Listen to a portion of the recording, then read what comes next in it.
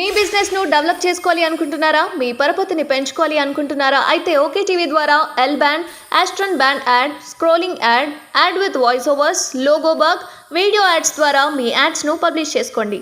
సంప్రదించవలసిన phone number 8520917933. ఇప్పుడు రేవంత్ రెడ్డి పోతాడు, నా తర్వాత కోమటిరెడ్డి ముఖ్యమంత్రి అని మాట్లాడతాడు.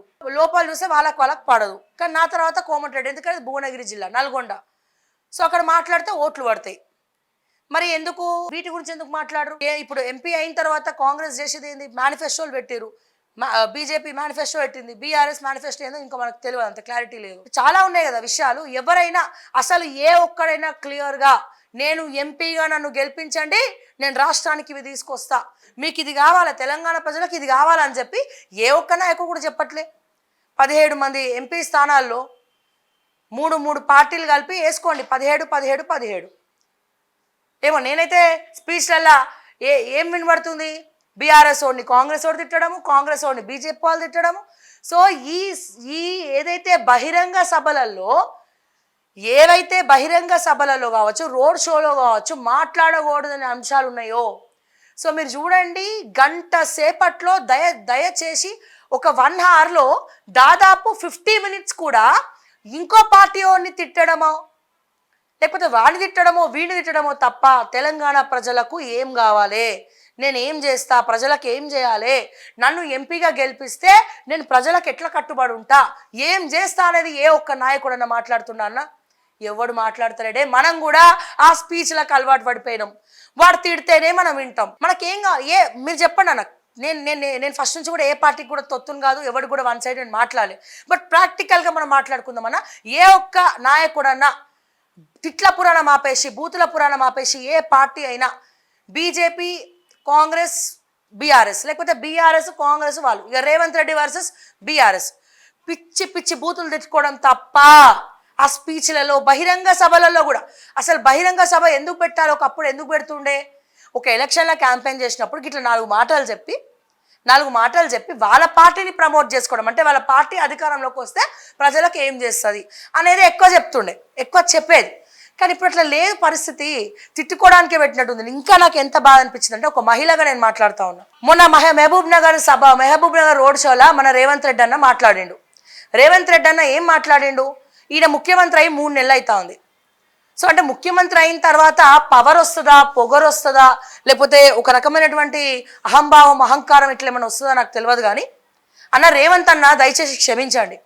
డీకే అరుణ గారు, నేను ఏ పార్టీ కాదు, బట్ ఒక మహిళగా ఈ విషయాన్ని నేను మాట్లాడదలుచుకున్నా, నేను మాట్లాడుతున్నా. డీకే అరుణ గారిని రేవంత్ రెడ్డి గారు ఏమన్నారు మొన్న మహబూబ్ నగర్లో? బీజేపీ తరఫున డీకే అరుణ గారు నించున్నారు. సరే, ఒకప్పుడు కాంగ్రెస్ సీనియర్ నేత. సో ఈ పార్టీలో ఉన్న వాళ్ళు ఆ పార్టీలకు పోతురు, ఆ పార్టీలకు ఉన్న వాళ్ళు ఈ పార్టీలకు పోతురు. కానీ రాజకీయ నాయకులు ఒక రెస్పెక్ట్ వేలో మాట్లాడాలి. తను ఒక మహిళ, డీకే అరుణ ఒక మహిళ అయి ఉండి పండబెట్టి తొక్కుతా అంటాడు రేవంత్ రెడ్డి. అరే సీనియర్ తను, నువ్వు ఏజ్లో చాలా చిన్న. రేవంత్ రెడ్డి అన్న మీరు ఏజ్లో చాలా చిన్న, తనకన్నా చాలా చిన్న మీరు. తను పోని చిన్న పెద్ద పక్కన పెట్టేసి తను ఒక మహిళ.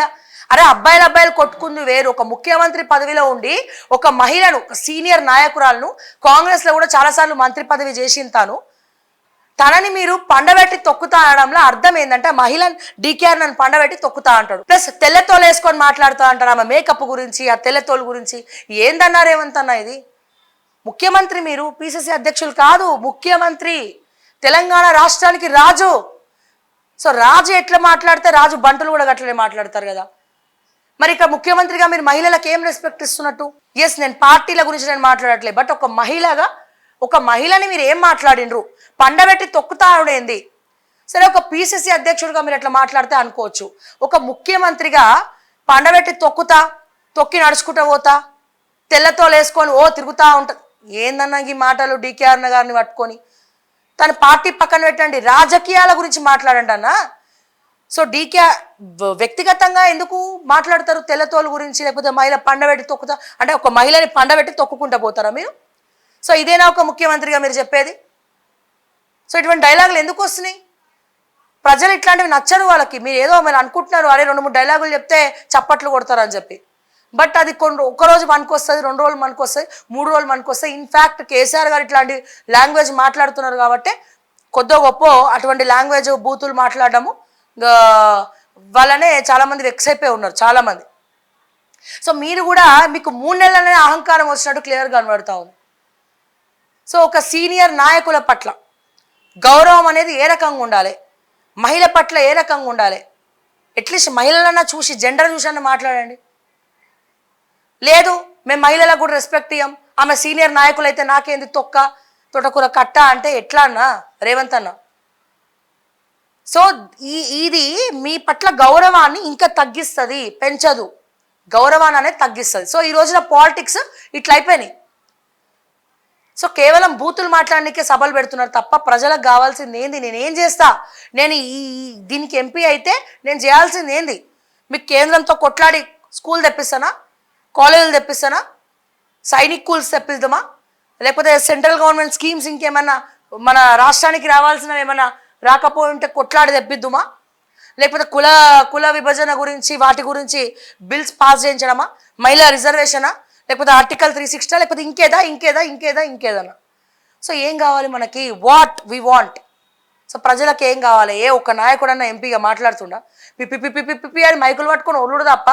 సో ప్రజలకు కావాల్సింది ఏందని ఏ ఒక్క నాయకుడు చెప్తలేడు. నువ్వు ఎంపీ అయితే ఏం చేస్తావని చెప్పట్లే, అసలు చెప్తలేరు. ఎంపీ అయితే ఏం చేస్తామో చెప్పాలి కదా, ఎందుకు చెప్పట్లే, ఎందుకు చెప్పరు? సో ఇట్లా మాట్లాడుకుంటూ పోతే అసలు మనకి ఈరోజు లైవ్ టైం సరిపోదు. సో చాలా విషయాలు ఉన్నాయి మనం మాట్లాడుకోవడానికి ఇంకా. బట్ ఇది ప్రాక్టికల్గా ఇంతసేపు నేను మాట్లాడింది ప్రజలకు కావాల్సింది ఏంది అనేది మనం మాట్లాడుతున్నాం. ఉచితాల గురించి మనం మాట్లాడుతున్నాం. మనకి ఏది ఉచితం కావాలి, ఏది ఉచితం వద్దు అడగండి రాజకీయ నాయకుల్ని, మాట్లాడండి. బహిరంగ సభలలో మైకులు ఇమ్మనండి. మీకు కేవలం వాళ్ళు మాత్రమే కాదు, పబ్లిక్ కూడా మాట్లాడాలి కదా. పబ్లిక్ కూడా క్వశ్చన్ చేయాలి, ముఖ్యమంత్రిని మాట్లాడాలి. ఒకసారి పక్క రాష్ట్రం జర ఇద్దరు ఆంధ్రాలో అట్లీస్ట్ ఏదైనా బహిరంగ సభలు పెట్టేటప్పుడు మైకులు ఇస్తురు ప్రజలకి, మనకు అది కూడా లేదు.